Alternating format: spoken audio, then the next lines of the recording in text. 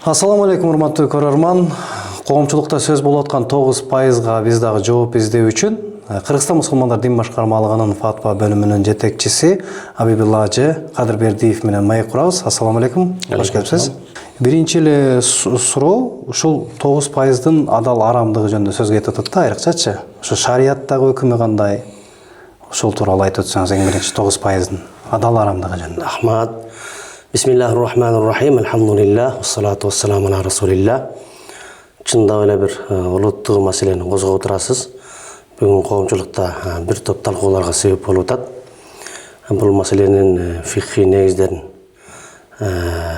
карап, ошол жөнүндө болушунча коомчулукка маалымат берип койгон туура болот. Материалдык эмес деген укуктар бар. Ошолорду билген жакшы. Заманбап фикхи чечимдерде соода аталышы, бренд деп айтылып атат бүгүнкү күндө. Анан товардык белги, логотип деп айтылат, лицензия, анан уюштуруу укугу сыяктуу нерселер шариатта товардык баалуулук укукка ээ. Материалдык болбосо деле. Биз эң аввалы ушуну билип алышыбыз керек. Буга эл аралык ошол ад-дуали ислами al-fiqh al-majma'a деген жана al-islamiyya al-maliyya al-muassasati wal-muraja'at al-muhasaba деген уюмдардын белгилүү чечимдери бар. Айта кетсек, соода атын, товардык белгини акыга өткөрүп берүүгө болот.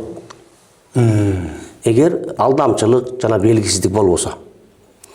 Анткени бул укуктар азыркы үрп адат боюнча каржылык баалуулукка ээ болгон жеке укуктар болуп эсептелет. Демек биз муну билип алгандан кийин эми биз дагы маани бере турган тарабыбыз ушундай. Билесиздер, Кыргызстанда дин тутуу эркиндиги боюнча мыйзамдар толуктоолор өзгөртүүлөр киргизилип 2025 жылдын башында күчүнө кирген. Ал жерде ошол мыйзам менен Кыргызстанда ар кандай диний жөрөлгөлөрдү уюштуруу өткөрүү укугу Кыргызстан мусулмандар дин башкармалыгына берилген. Ошол жөрөлгөлөрдүн бири ажылык жана умраны уюштуруу. Демек, муфтиятка ажылык жана умраны уюштуруу укугу мыйзам менен бекитип берилген.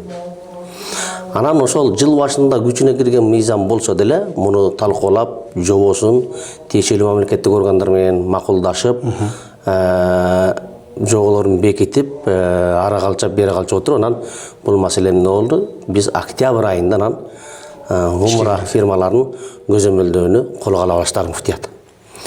Анан ошондо фирмалар менен сүйлөшүп, алардын пакетинен 9%ды муфтиятка өткөрүү боюнча келишимдер түзүлүп, ошонун негизинде фирмалар умрага баруучуларга кызмат кылып келе жатат. Коомчулуктагы бүдөмүк суроо ошол муфтият алып аткан 9%, пакеттен алып аткан 9% адал барамбы деп эле баары бүдөмүккө түшүп, дүрбөлөң салышып атат. Эми мен жогоруда айткандай, демек, мына ушундай укуктар материалдык эмес болсо деле укуктар аны башка бирөөгө акыга өткөрүп берүүгө толук шариатта жол бар экен. Уруксат берилет. Демек, карап көрсөк, муфтият фирмалардын баарынан эле умраны алып, өзү өткөрүүгө укуктуу болчу. Мыйзам менен бул. Бирок ошол укугун эмне кылды? Фирмаларга берип атат. Аны жөнүнө берип кой, аккредитация кылып атат. Аларга лицензия берип атат. Алардын кээ бир эмелерин эмне деп коет, текшерип бир тиешелүү шарттарды бекитип атат. Анан расмий уруксат берип атат. Булардын бардык мыйзам ченеминде болуп атат. Мына ушунун өзү эле муфтияттын умрага көрсөткөн кызматы десек болот. Кызматы ушул. Мына ушул кызматтын эмесине, мисалы үчүн ал-манфаату муқабилату фил ажр деген эреже бар. Баягы берилген укукка ажыр осы ақыға беріп отқандығы мына ушул себептен болады. Демек, кээ бирөөлөр айтып атат, муфтият эмне кызмат көрсөтүп коюп атат, жоопкерчиликти алып атабы, башка кылып атабы деген суроолор болуп атат. Аккредитацияны бергендигинин өзү эле кызмат. Лицензияны берип, укукту берип койгондугунун өзү кызмат. Бул жерде манфаат, шарият терминин айтканда манфаат, бир пайдалануу акыга берилип атат. Мисалы үчүн, бирөө сиз үйүңүз болсо, аны ижарага берсеңиз, үйдүн өзүн сатпайсыз да. Үйдүн пайдалануу укугун сатасыз. Убактысын. Манфаатын. Ал үйдөн көрүлө турган пайда ошол үйдө жашоо, үйдүн өзү эмес да. Ушуну манфаат деп коет. Ушул акыга берилип атат, тагыраак айтканда сатылып атат. Эми мисалы үчүн аккредитация, муфтият аккредитация кылып лицензия бергенде, бул фирма эмне манфаат алды дейт. Фирма эмне пайда алып атат десе, фирма расмий иш жүргүзүү укугун алып атат. Муфтияттан. Болбосо мыйзам менен анын укугу жок болчу. Жекече өзүчө. Расмий иш жүргүзүү укугун алып атат, коомдук ишенимди алып атат, анан рынокко кирүү мүмкүнчүлүгүн алып атат. Ошондой эле карасак, булардын демек баары манфаат болуп саналат дагы. Ошол манфаатты берип, акы алган шариятта дурус. Дагы бир суроо, ошол комментарийлер көп болуп атат. Ошонун арасында дагы бир суроону бербесем болбойт. Ошол 9% жөнүндө биздин алымдар билеби, алымдар кеңеши, ошолор бул тууралуу маалыматы барбы? Муфтиятты ошолор контроль кылчу эле, биздин алымдарыбыз шуну кантип азыраак кылып бекитип бербейби, же көбүрөөк кылып бекиткенби, кайсы эмелер менен биздин негизи эле алымдарыбыз кабар барбы, дин алымдары деген суроо көп экен да. Эми муфтият кандай гана иш жасабасын, алымдар кеңешинин чечими менен жасайт. Буга чейин Азирети муфтиибиз тиешелүү тараптарга интервьюларды берди. Ошол адал адам дегенде, алымдар кеңешинин бизге чечиминин өзү адал экендигин тастыктайт деген. Уюштурууну берди. Аны менен биргеликте алымдар кеңеши муфтиятка дагы бир укукту берип, чечим чыгарып берген. Мына ушундай маселелерде фатваны муфтият өзү чыгара берет. Демек биз фатваны чыгардык. Мындан да алымдар кеңешинин тиешелүү фатва комитети, тиешелүү жумушу топторунун бардыгынын кабары бар. Демек чечим жалпы жыйында кабыл алынган, чечим берилген. Чечим берилгенден кийин ушул ишти жүргүзүүгө берилген чечим өзү адал экендигин тастыктап турат. Андан сырткары муфтияттын фатвасы да бар. Бул коомчулукка жарыяланбады. Каалоочулар келсе фатваны көрсөтүшүбүз мүмкүн. Анан ошо коомчулук жөнүндө сөз кетти. Ушул 9%дан түшкөн же ошол умра фирмаларынан түшкөн пайда, муфтиятка түшкөн акча дейли. Буга чейин былтырдан баштап 8.000 сомдон стипендия катары имамдарга, жалпы республика имамдарына айлык бериле баштаган. Стипендия катары. А быйыл ошо стипендия деген жоюлуп, мына ошо февраль айынын аягынан, ошо февралда кошулуп, айлык катары 15.000 сомдон түшүп атат. Ушул фирмалардан түшкөн акча каражат ушул жакка жумшалып атабы, же ал жактан түшкөн акча дагы башка жактарга да жумшалышы мүмкүнбү? Бул мына ушул сиз айткан маселе деле ошол фирмалардын ар бир умра пакетинен алынып аткан 9%дын адалдыгын көрсөтөт. Буга чейинки мен айткан бир жол фихи негизде материалдык эмес укукту өткөрүп берип акы алуу менен муну адал деп эсептесек, экинчи дагы бир жолу турат. Ал эмне? Мына ушул сиз айткан имамдарга берилип аткан стипендия үчүн. Муну шариятта маслахатул аамма деп коет, көпчүлүктүн кызыкчылыгы дейт. Бул көпчүлүктүн кызыкчылыгын ким белгилейт десе, ошол вали болсом ошол бүгүнкү биздин тил менен айтканда башчы, бүгүн биздин дин жаатындагы башчыбыз Азирети муфти. Азирети муфти ошондой иш-чара кылды дагы коомчулуктун кызыкчылыгы үчүн ушул маселени алына койду. Бул Азирети муфтинин өзүнүн кыраакылыгы, көп жылдан бери күтүлүп жаткан реформа. Билесиздер, имамдардын кызмат көрсөтүүсү аябай сапасыз болуп келген. Көп мечиттерибизде имамдар жок. Мунун себеби эмне? Ошол имамдарга айлык майына жок болгондуктан бардык жанагы медресени бүткөн талабалардын бардыгы болбосо деле көпчүлүгү талаалап кетип калган. имам болушка жанагындай кызыгуу жок. Бул не кылып келет? Коомдогу болгон диний агартууну сустатат. Жана башка ошондой бир көйгөйлөрдү келтирип чыгарат. Биз деле муфтият коомго, коомдун пайдалуу болушу үчүн, коомдун тынчтыгы үчүн, элдин биримдиги үчүн колубуздан келген салымды кошушубуз керек. Анын үчүн биз бардык жерде имамдарыбыз туруктуу болуш керек. Биз буга чейин имамдарга муфтият жанагындай стипендия же айлык майына бербегенде имамдарга жалдырап көзүн карап иштетчүбүз. Бир талап да кое албайсың. Талап эле койсоң, ал имамдың деп таштап кетип калат. Анан имамы жок. Бүгүнгү күнгө чейин бир топ мешиттерибиз имамсыз турат. Жара калса мына ошол диндар деген түштүк Ош Баткен Жалал Абад жергесинде деле мешит жок, имамы жок мешиттер бар. Тиги көл нарынды кое берели. 1-2-3 айылга бирден имам карап, жанагы элдин жүрөлгөлөрүнө жетишпей, мына ушундай эме болуп турат. Демек, мына ушул имамдарды кызматын туруктуу кылуу жана аны сапаттуу кылыш үчүн ушул реформа керек болчу.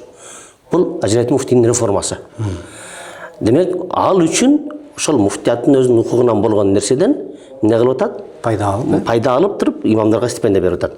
Бул тасарруфул имами аля раият манутун бил маслаха деген эреже бар эрежеде. Ошол имамдын, жетекчинин ошондой иш аракети реформасы коомдун кызыкчылыгы үчүн болсо, буга шарият уруксат берет. Керек болсо китептерде бар, чек араны коруш үчүн, аскерлерге айлык майына бериш үчүн Hazreti Умар тараптан салык салынган. Керек болсо карапайым халкка, элге салык салынып, ошо салыктын негизинде эмне болгон? Мамлекеттин коопсуздугу корголгон, аскерлерге айлык берилген, курал жарак алынган дегендей, бул эмне? Коомчулуктун кызыкчылыгы болуп атат. Бул жерде муфтият салык салган деле жок. Болгон ошол укугун пайдаланып, аны деле Ажирайт муфти жеке чөнтөгүнө салып алган жок, же башка бирөө салып алган жок. Бардыгы эмне болуп атат? Ошол имамдарга стипендия катары кетмекчи болуп атат. Буга чейин 2-3 айдан бери, октябрдан бери болсо 8 миңден болсо, мына эми февралдан баштап 15 миңге көтөрүлдү. Мунун биздин муфтияттын бухгалтериясы да коомчулукка маалымат берген атат. Тыйынына чейин каяка баратат, кандай болуп атат.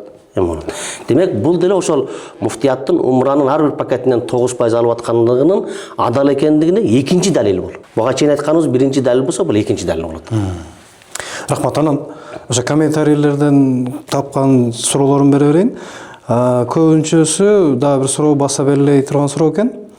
Умрага барган жарандардын жоопкерчилигине дагы жоопкер болобу муфтият деген суроо экен. Мисалы үчүн жеке фирмада эле алып барып, бияктан эми айтканда, сен мондай мейманканада жатасың, могу жерге табап кылдырам, анан барса жарымы жок же такыр эле жок болуп калса, муфтият кандайдыр бир жоопкерчилик тартабы же ошону жоёбу деген ойдо. Ошол жоопкерчиликтерди бүт баарын фирмага берип атат.